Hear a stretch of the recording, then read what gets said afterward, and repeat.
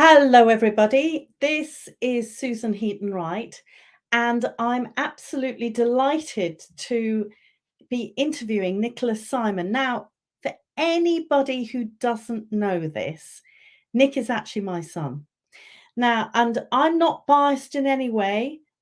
He is an incredibly talented musician and composer, and graduated from Cardiff University last year in music, and he's just about to start at Bristol University to do an MSc in composition for film, TV, and gaming.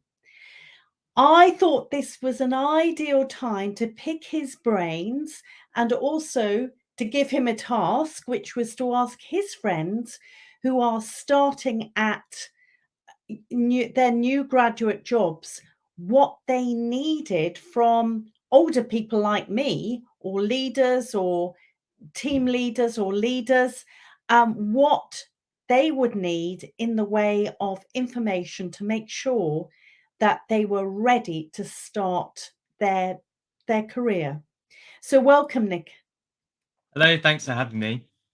That's okay. So how did you get this information? What were you asking your friends?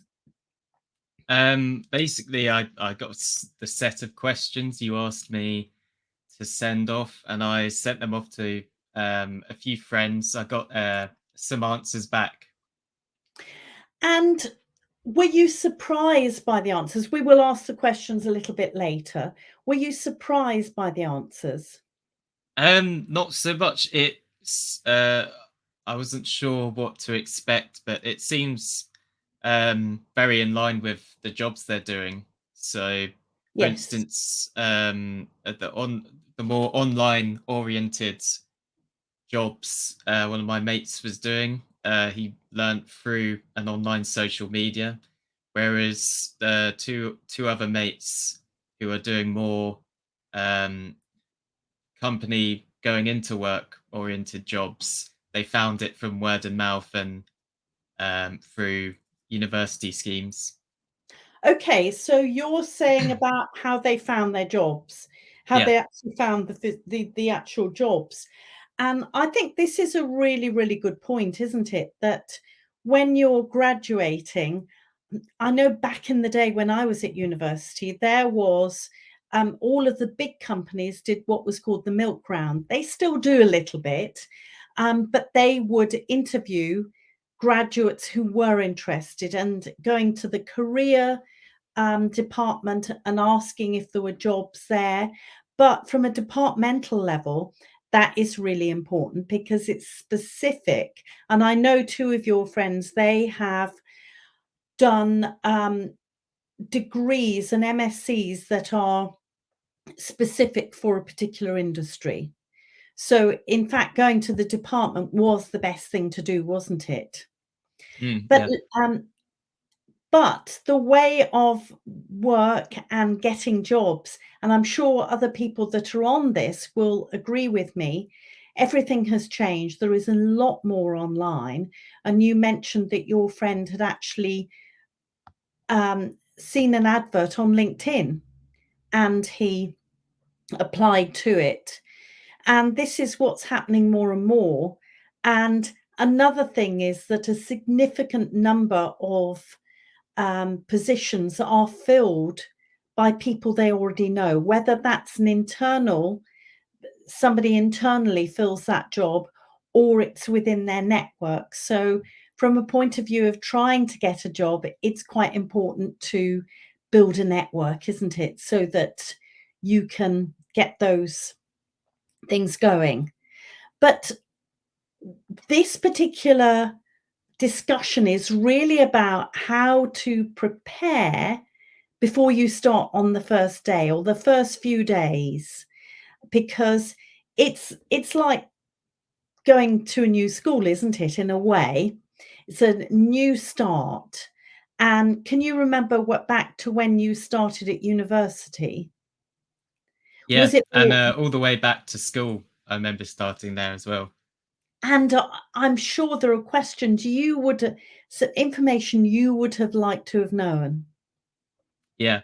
I think, the first priority, well, for especially school was, meeting my who I was gonna be in classes with in the houses.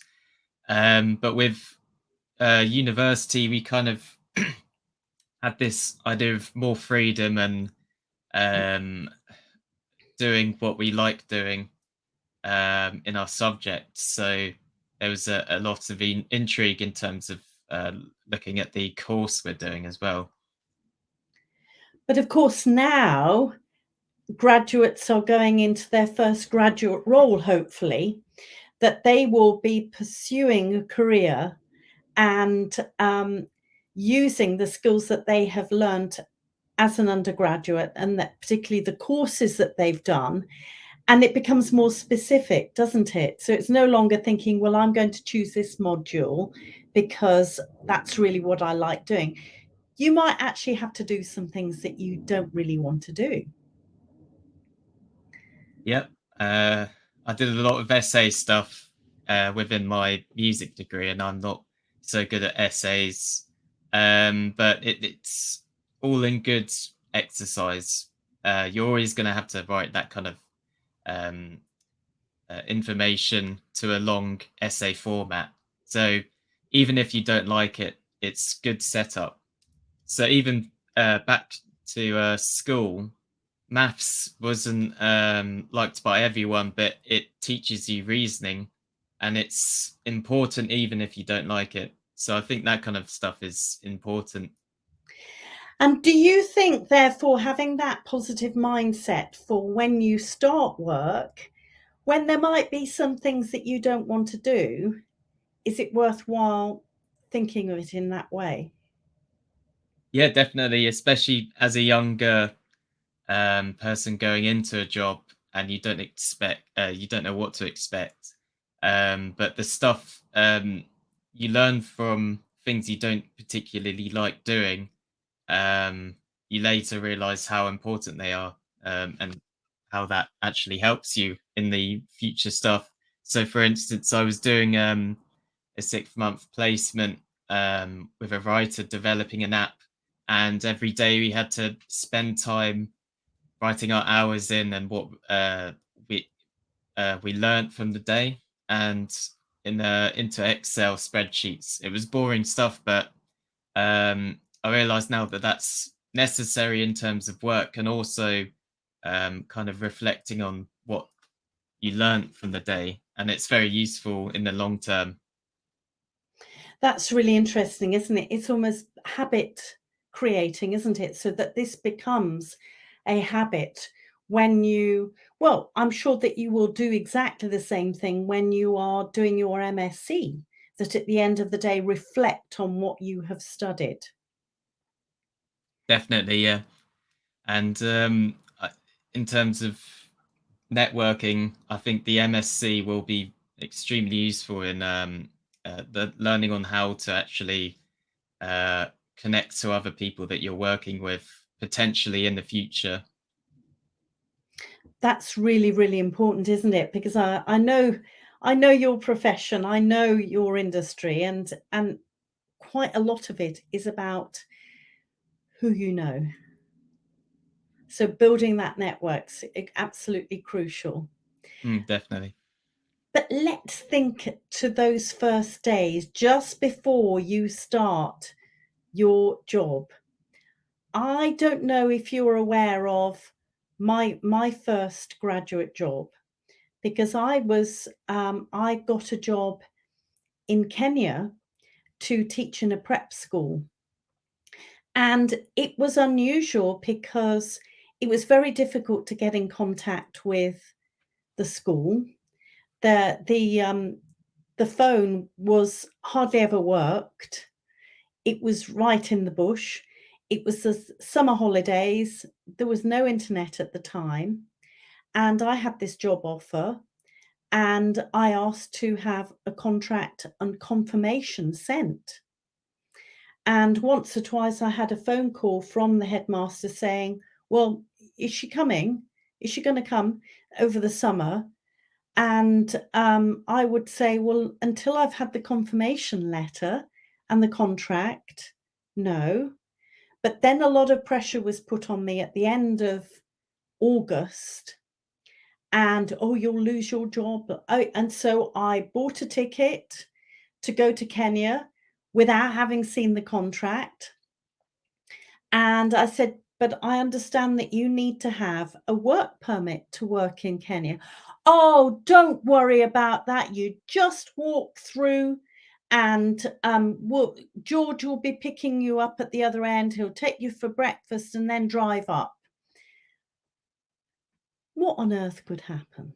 I was a 21-year-old, white, blonde haired, blue eyed woman. What on earth could happen? Of course, I was stopped. I was put into a little jail in the airport and told that I would be on the next flight home because I didn't have a work permit. Me being me, I actually had a book with me and I just carried on reading it, which was probably the best thing to do because it wound them. They didn't know what to do. But by sheer chance, after 4 or 5 hours, I was out and they kept coming in saying, "We're putting you on the next flight." It turned out that a pupil at the school, his father was in the government for Kenya and got me out.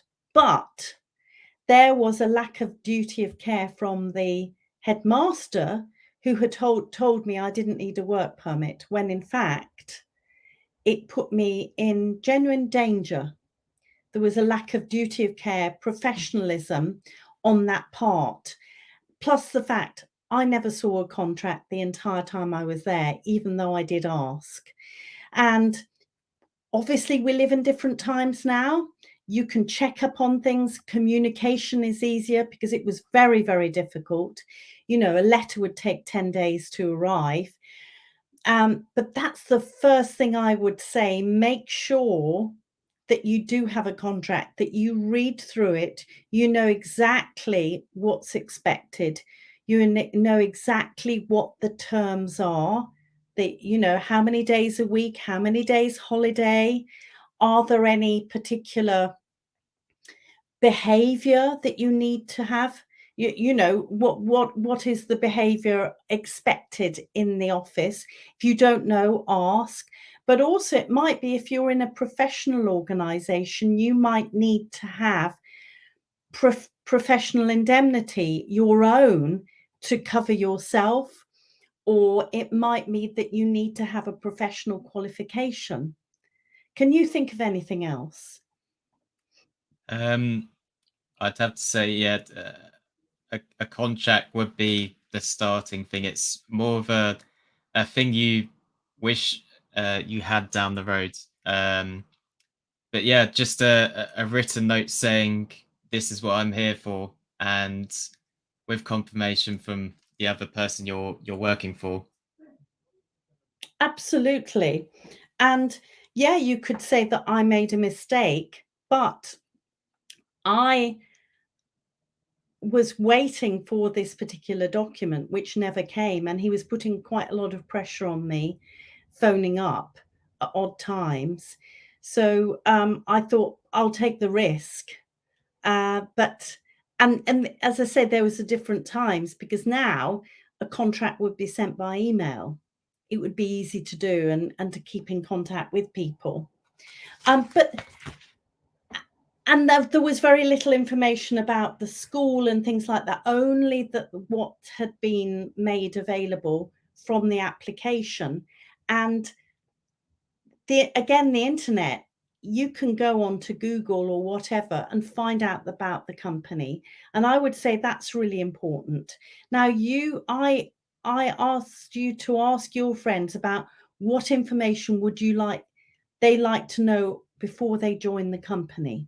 So Hmm. what sort of things would you suggest? So, from my point of view, it would uh, the first thing I would think of is work time and workspace. So, how many hours am I working a day, and where am I working? So, am I going in or am I working from home?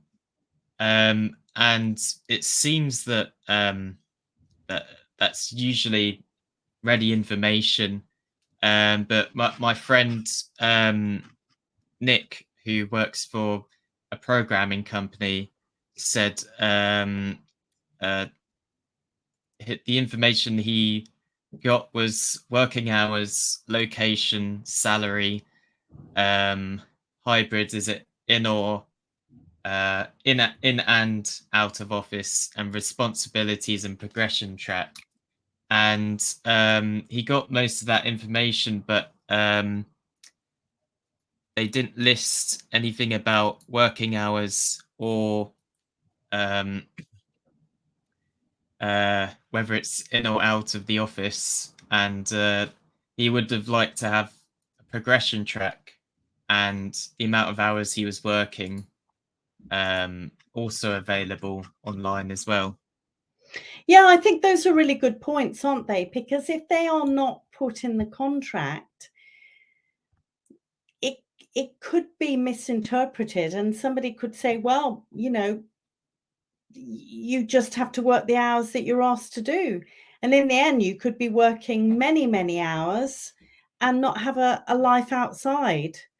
And also more and more jobs are hybrid now, aren't they? You might be expected to go in 2 days a week or 5 days a month or every Tuesday and Thursday, but it does need to be specified, doesn't it?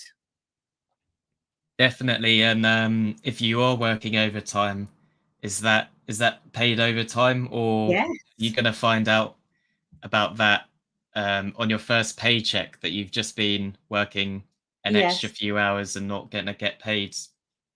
So I think that it's worthwhile asking those questions um, before you sign the contract.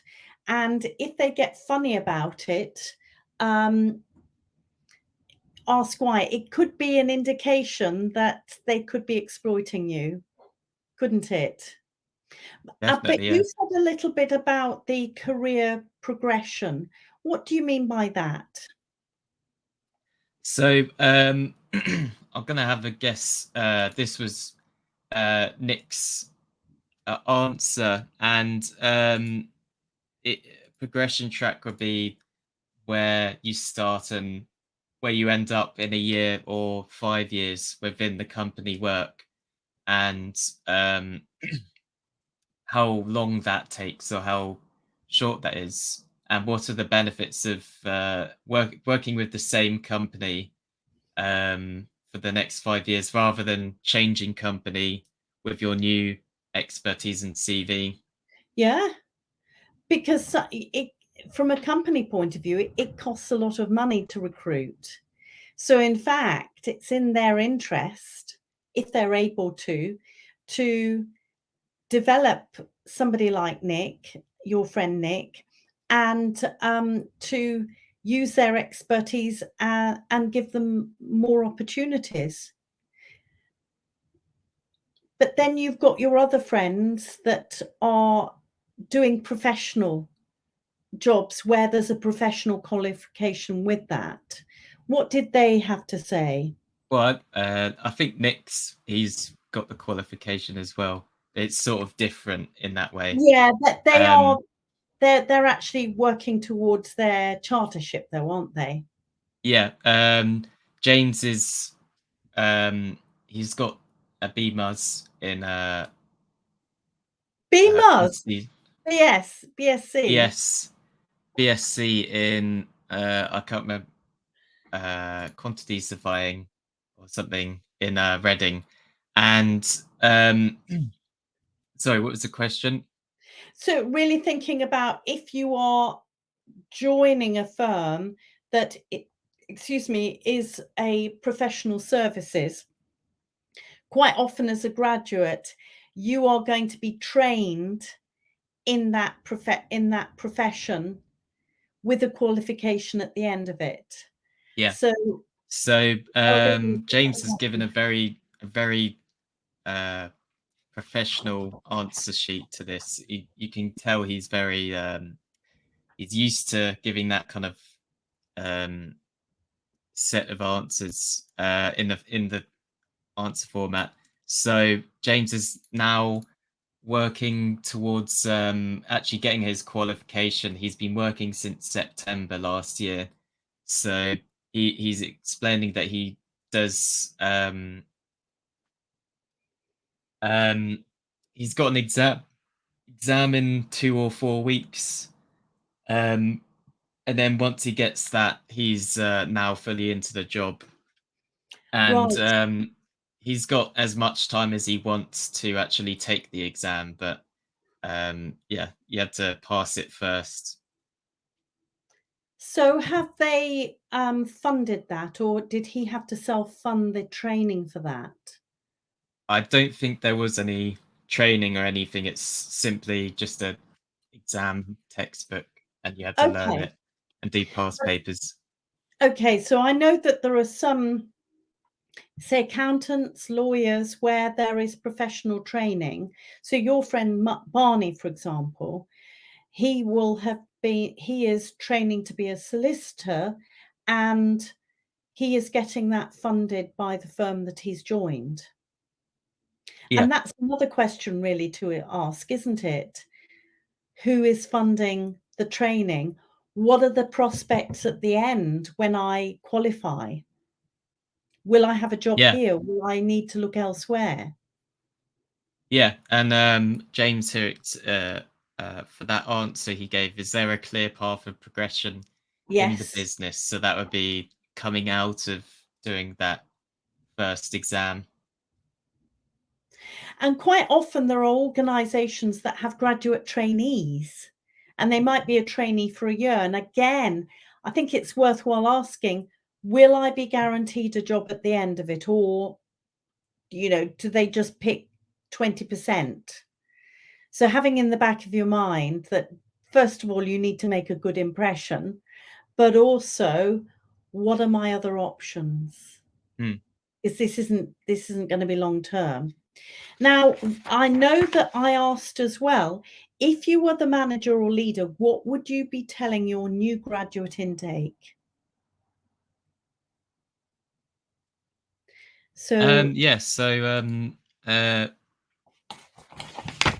James says welcoming uh, them to the business and graduate scheme, explaining how these things operate and what the expectations are. So that would be coming from the first question. Um, and giving some context to the projects, bless you, they'll be working on, welcoming them to their project teams. So yeah, and then give them advice about good habits to start now so that they can continue these throughout their careers. So setting people up for the job and also um, the progression set and their entire careers. so do you think, therefore, that having role models in the office is useful? Definitely, and I know Scott was saying he's going to be working at the same place as James. He was saying that when he went to his first interview, where he had the interview and then he had a few exercises like an exam that he had to do, and the first thing um, when he was there was speaking to a couple of Scottish guys who were managers there, and they just put him at ease by they were talking about whiskey and that kind of thing before Scott even uh, they even brought up the interview. So they put him at ease thinking about that, and I think setting up role models that it's basically setting up a good work relationship between the new graduates and the more expert workers. Do you think, therefore, it would be useful to have a mentor, maybe somebody who's a year or so further on? Yeah, well, I can definitely remember from university that was the case as well, where they had the older music society people who basically set up socials, and you'd sit with third or second years and they'd explain stuff whilst you had the dead time between, I don't know, the pub quiz or something. You just explain, they'd explain what life was like in Cardiff and that kind of thing. So I know that James had a lot of socials. He brought me on one to a cinema, and they basically just had time to hang out with all the guys that worked at the same place, and they had time to talk to everyone. And build up trust really, because they are a team, aren't they? Yeah. And one of the real challenges over the last few years is the fact that there's been the pandemic and lockdowns, and now the norm is not for people to be in the office 5 days a week, but perhaps come in a couple of days a week. So there are additional challenges if you are sitting watching your more experienced colleagues, how they deal with meetings and clients and things. Um, Having a mentor is even more important, isn't it? Yeah, definitely. And I think, especially in the case of COVID, even the mentor, the more uh, expert people would have gone into the same situation as you, not knowing what they're going to do under lockdown. They're traversing into a new, fresh workspace, the same as you. So them figuring out what they're going to do for the job um, will also put you help you as well in terms of how to work, depending on the job, how to do the work that you're expecting, but at home. Really, really good points, because this has been a completely new thing, hasn't it? Everybody's having to be working it out. Now, I know that Nick DV said, if you had questions to ask the person who hired you, what would you ask? And I know he said, what made me stand out from the other candidates? Mm, You might not want to know the answer, because it might be that three other people refuse the opportunity and you're the last choice. So you yeah. have to be prepared for your answer there.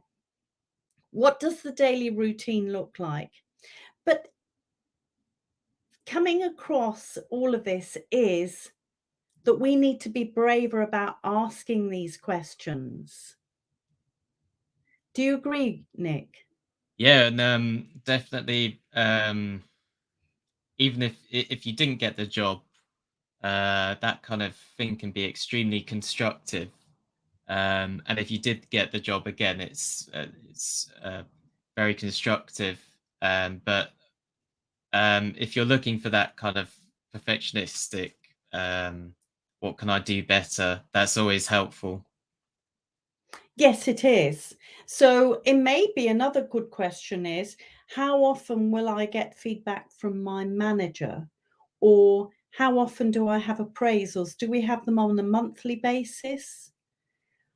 Is it annual? Which is more difficult, because if there are challenges, you don't have the opportunity to talk to your manager about that. Mm. What I'm getting from this is that when you start your first graduate job, it can be quite scary, can't it? Particularly when you get a job offer, and you really, really should ask questions before you start, because the leaders and managers might not have thought about those questions. What would you add to that, Nick?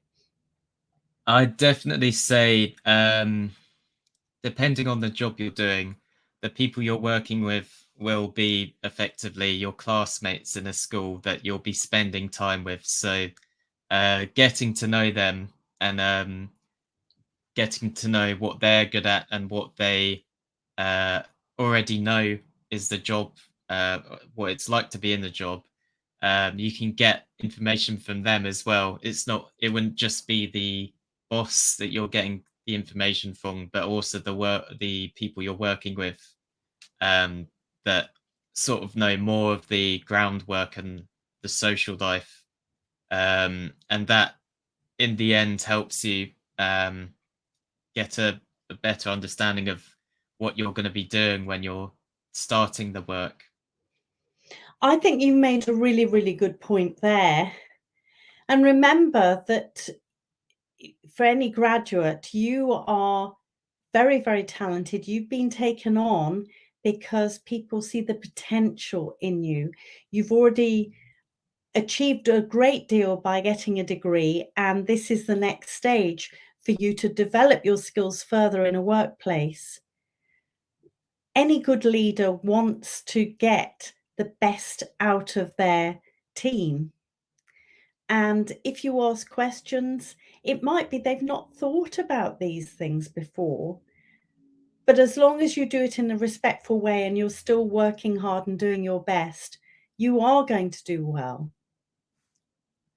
Yeah, definitely. And uh, there's always the more eyes on something, the better. So a leader might not see something, and you might fix or completely change the way everyone else thinks because of the question you asked, and that but might make it much better depending on what work you're doing.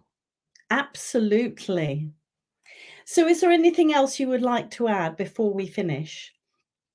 I think it's just sort of interesting how the expectation you can have is basically built on um, different levels of information. So you get the CV, the job offer information, and then you can also go into more depth and ask the boss and also the people you'll be working with, and uh, that can, if you have multiple options for work you're going to do, that can be a really good help to help you decide what kind of job you want to do.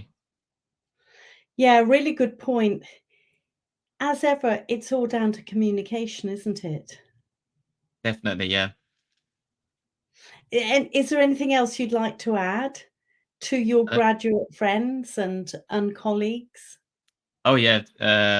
Well, thanks to my mates who added that information. And I know that all of them enjoy what they're doing, so it's clearly the information they're giving is all good.